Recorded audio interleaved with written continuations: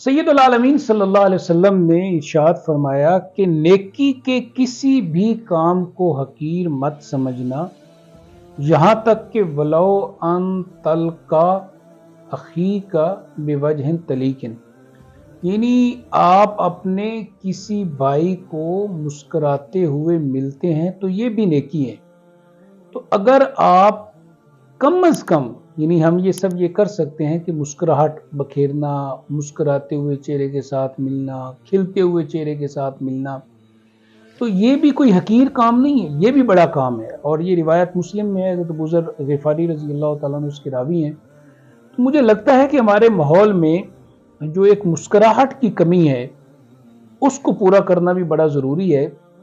हम जब भी मिलें किसी के साथ तो अच्छे अखलाक के साथ, खिलते हुए चेहरे के साथ और कुशादा सीने के साथ मिलें, ये बड़ा ज़रूरी है। चूँकि हमारे यहाँ कुछ ऐसे लोग होते हैं जब वो मिलते हैं तो उनके चेहरे पे 6:30 बजे होते हैं, तो ये 6:30 बजे यानी उसमें दोनों सुइयाँ जो है ना वो नीचे होती हैं।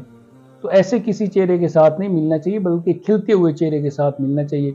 अल्लाह ताला में इस बात की तौफीक अता फरमाए।